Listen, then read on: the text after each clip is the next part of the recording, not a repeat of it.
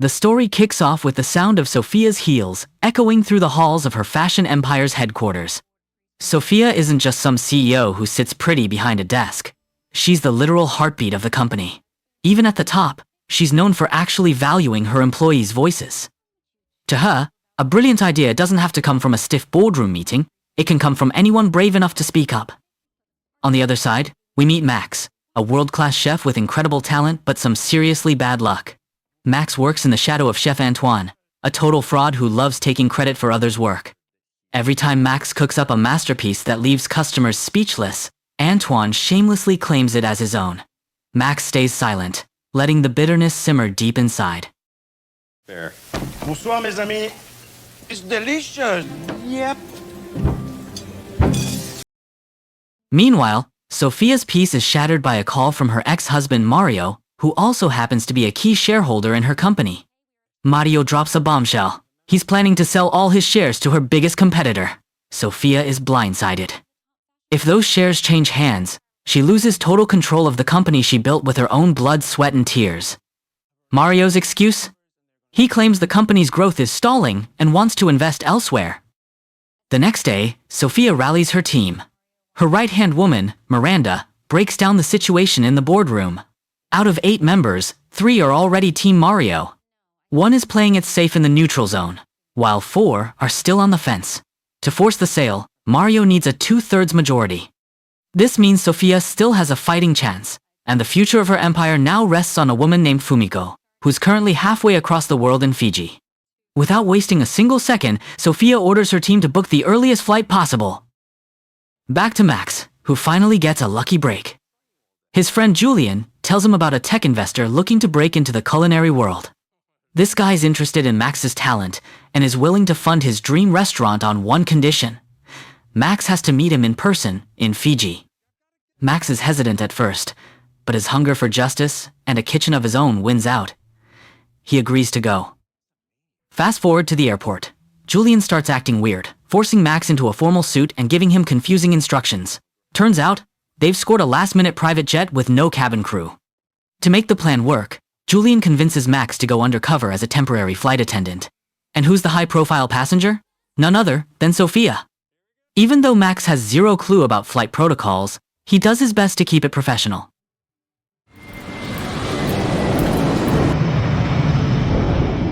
But the luxury vibe takes a nosedive as they hit Fiji's airspace.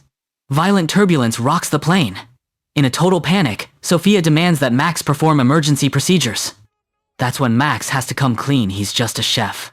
As the weather turns lethal, they can only brace themselves as Julian is forced to make a crash landing in the middle of the vast ocean. We're looking at options to divert. There's not many available, though. We're in the middle of nowhere. Not to worry, we'll find suitable options.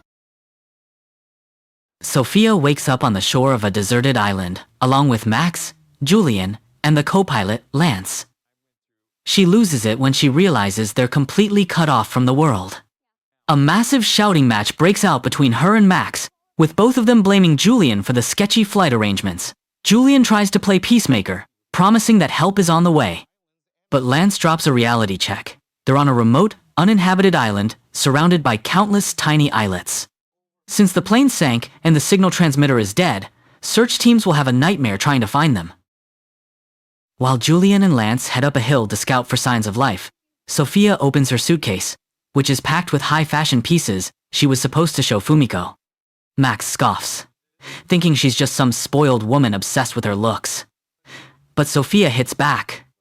Those clothes represent the livelihoods of thousands of employees. If she doesn't reach Fumiko, all those people lose their jobs. Soon after, Julian and Lance return with news. They've spotted another island to the west. They plan to take a small raft to find help, but Max and Sophia have to stay behind because the boat is too small and the waves are too dangerous. Once they're left alone, Max tries to create a signal. He spells out help in the sand using whatever he can find, hoping a passing plane might spot it from above. As night falls, Sophia asks Max to build a basic shelter. Luckily, Max has his bag of chef knives, which he uses to cut bamboo. Since they don't have any rope, Sophia makes the ultimate sacrifice. She tears up her designer collection to use as ties for the hut. In the middle of all this, Max tries to break the ice. asking Sophia why she got into fashion. She opens up about her mother teaching her how to sew. That spark grew into a career, and eventually, her own company. She explains that after marrying Mario, she held most of the power, but now, he's trying to sell her out. After the shack is finished, they start a fire to keep warm. This time, it's Sophia's turn to ask questions. Max talks about his love for cooking and his time at Antoine's restaurant.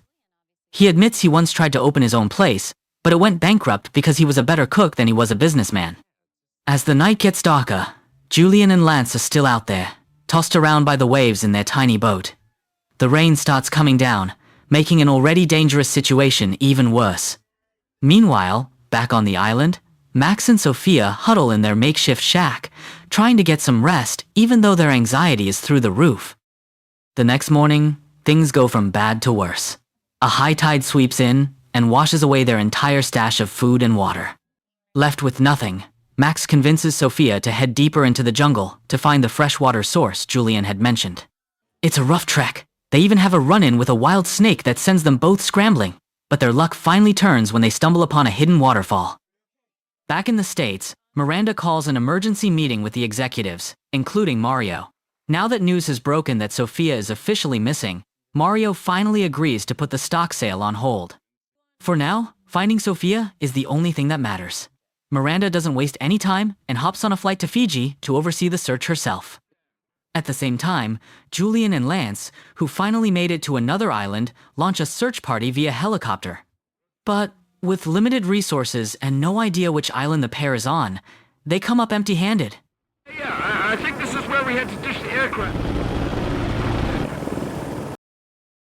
Back on the island, Max and Sophia are going full primitive to survive. They craft wooden spears to catch fish, and even though they're totally awkward at it, they actually start finding the humor in their situation. They play tic-tac-toe in the sand, and Max even carries Sophia on his back when she sprains her ankle. Once she's settled, Max heads into the woods to find some wild herbs to season their meal.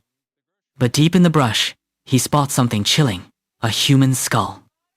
It's a grim reminder that they aren't the first ones to get stranded here, and not everyone makes it out alive. Hope flickers again when they spot a plume of smoke rising from over the hill. But as they get closer, Max's gut tells him something is off. He finds a bag stuffed with cash hidden among some supplies. Sophia's relieved to see 3 men in the distance, but the second Max realizes what's happening, he tells her to run. He's convinced they've stumbled onto a pirate outpost. They manage to dive behind the roots of a massive tree, just in time to avoid being spotted. Okay, get you out. Johnny! Got it.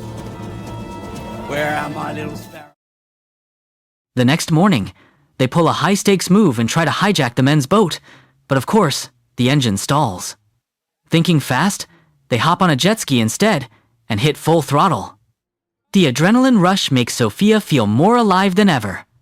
A wild chase ensues, involving some serious vine swinging through the mangroves like something straight out of an action movie.